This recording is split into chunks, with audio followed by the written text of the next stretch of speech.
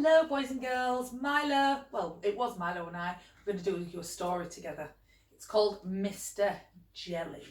Okay? Again, Roger Hargreaves again. Poor Mr. Jelly was frightened of everything and anything.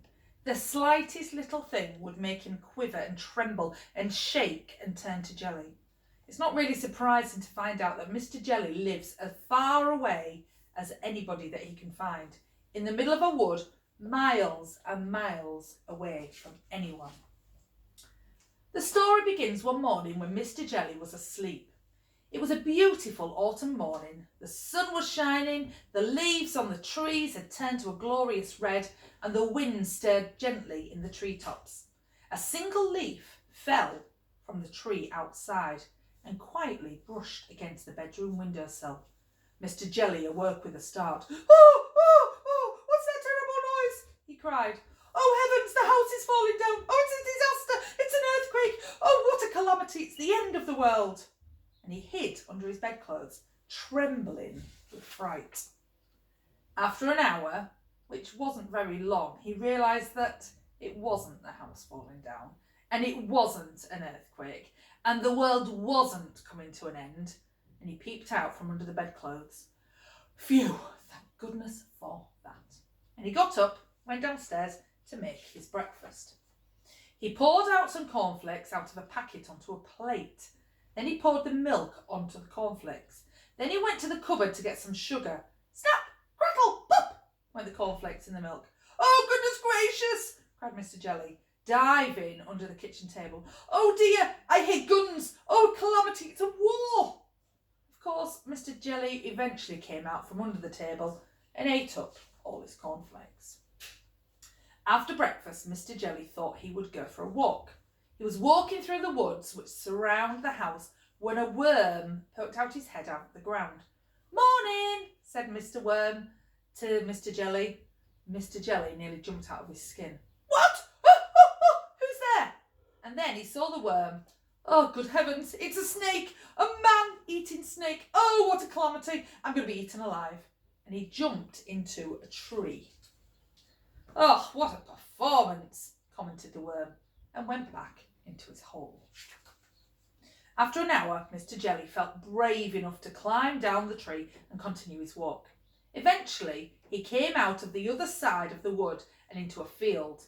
Mr. Jelly glanced nervously around. It was an empty field, or was it?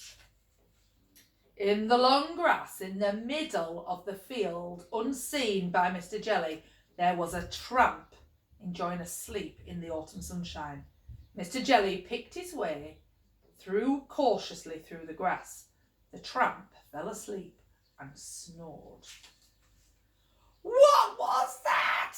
Screeched Mr. Jelly. It's a lion. I heard it growl. Oh my goodness me. Oh me, a lion, a huge lion with enormous teeth, a huge lion with teeth that's going to bite me in two, a huge ferocious lion with enormous sharp teeth that's going to bite me in two, if not three.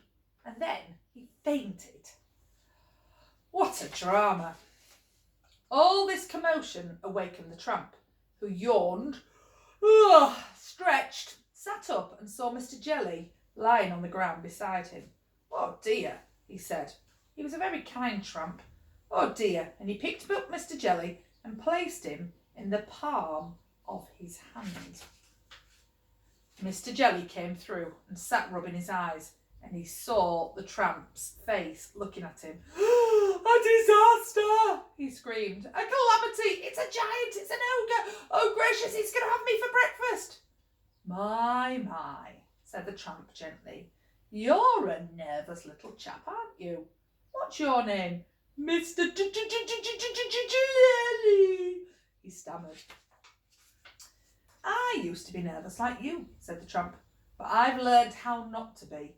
Would you like me to tell you the secret? Mr. Jelly quivered and shook his yes and said, please. It's very simple, said the tramp. All you have to do is count to 10, and then you'll find whatever's frightening you isn't quite so frightening after all. Then he set Mr. Jelly down on the grass. Remember, he said, count to 10. And off he went. Mr. Jelly thought that would be a very good idea if he went home immediately. He went back across the field, back through the woods. He was walking through the woods when he stepped on a little twig. Snap went the twig. Mr. Jelly jumped twice his own height in terror. Do you think he's going to count to 10? What was that? He shrieked. That terrible snapping noise. It's a tree falling down. It's going to crush me to pieces. Oh, a calamity. It's a crocodile hiding in the bushes, snapping its teeth. Oh, a disaster. It's... And then he stopped. He took a deep breath. 1, 2, 3, 4, 5, 6, 7, 8, 9, 10. And then do you know what? He looked and he saw that the snap was a twig, a silly old twig. Phew, he said. Mr. Jelly had almost reached his house when a leaf drifted down from a tree on top of him. Help! Police! Murder! He screamed. I'm being kidnapped! Oh, it's a calamity! It's ruffians with guns! They're going to... Oh, and then he stopped. He took a deep breath. You're going to count with me on this one. 1, 2, 3, 4, 5, 6, 7, 8, 9, 10. And then he saw what had fallen on him. It was only a leaf. Nothing but a leaf. A stupid red leaf. It works, he said, out loud in wonderment. And do you know what? It did work. From that moment on, Mr. Jelly became a changed man. Well, you can see that by looking at him, can't you?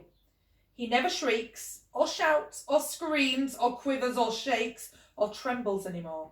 And he never hides under the bedclothes anymore. Well, not very often, anyway. That's a good top tip. I like that. If I'm feeling a little bit nervous or a little bit scared, I think I might use that trick and count to 10 and just calm down. Hopefully it might work. You never know, it's worth a try. Have a lovely day. Bye.